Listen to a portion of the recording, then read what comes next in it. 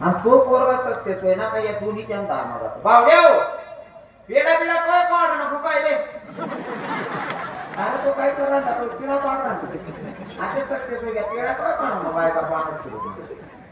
तिथला वाय पाडणार म्हणून हे नाव ठेवणाऱ्यांच्या नादी कधी लागू नका सक्सेस व्हायचं असेल तर हो सक्सेस व्हायचं असेल तर नाव ठेवणाऱ्यांच्या नादी लागू नका एक वेळ अशी होती ना आबासाहेब महाराजची एक वेळ अशी होती ना रवी किरण महाराज जेव्हा निघायचं ना तोंड भरून निघावं लागत होतं कारण लोक बघायचे ना पिंगल करायचे बाकी ना त्याचा अंदाज जायचा काय चित्र होत ती काय मी ऐकायचं पण मला विश्वास माझ्या राधाराणीवर आणि माझ्या कन्हैयावर मला माहिती आहे काका बाबा स्वयं एक गोष्ट शिकेले हे टोपीवाला बाबा बसले या सहज नाही राहत यासना 70-80 वर्षांना अनुभव आहेत म्हणजे या टोपी घाली बसले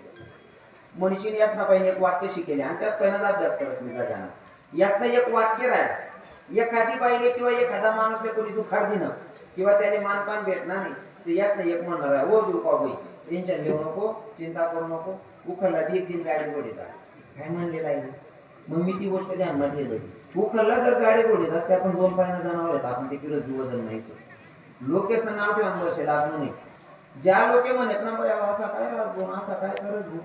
त्यातले तसंच सांगू दे ना मी बदललो नाही पण आता ज्या विचारा परमार्थिक येत असते असा बी देखतच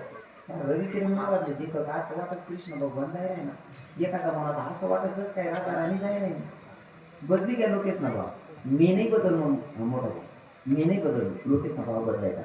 मनीषीने ना नावे ठेवणार वर्ष लागून हा तुमले काय वाटत नावे ठेवणार आत्ते गेले असं आहे का लोक म्हणतात जाऊ द्या हो कलियुग घे लोक वायवर घ्या नीच घ्या नाही रे हो सगयुग मा बी नीच होतात ना द्वापार युग मा बी नीच होतात ना जर बटा चांगला राहतात ते रामले रावणले मारा का जन्मले ना पडतात हा कंस आपलं कृष्णाले कंस मारा गरज काय होती मग प्रत्येक जन्मामा प्रत्येक युगमा नालायक येत असत जसं मी काय मगाशी पैसे सांगायला पुन्हा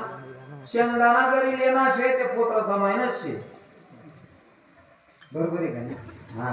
पोत्र काहीच काम नाही मला माहिती तुम्हाला बी माहिती पण शेंगदाणा सुरक्षित ठेवणं ते पोत्रांना ठेवणं पडे पोत्रांना बाहेर फेका नाही पोत्र काहीच काम नाही काढून फेक द्यावं शेंगदाणा 3 महिना खाऊ पाहिजे बऱ्याच गोष्टी अशा आहेत संसारामध्ये शिकण्यासाठी म्हणून नाव ठेवणाऱ्यांच्या नादी लागायचं नाही सक्सेस व्हायचं असेल तर मी हे सांगतो ऐका पहिलं उदाहरण सांगा एक किडा पाडणारा असा राहतो दुसरं उदाहरण सांगा लाईट लायलं तुम्ही लाईट कशासाठी लायलं तुला बसली मोठं लाईट कशासाठी काय उजळ करण्यासाठी बरोबर आहे ना लाईट आपण उजळ करण्यासाठी लायले जटे अंधार होता अंधार घालवायचे उजळ करायचे त्यासाठी आपण लाईट लायले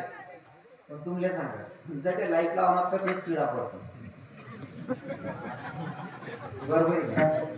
जटे चांगलं करायचं होता तर तेच किडा पडतो म्हणून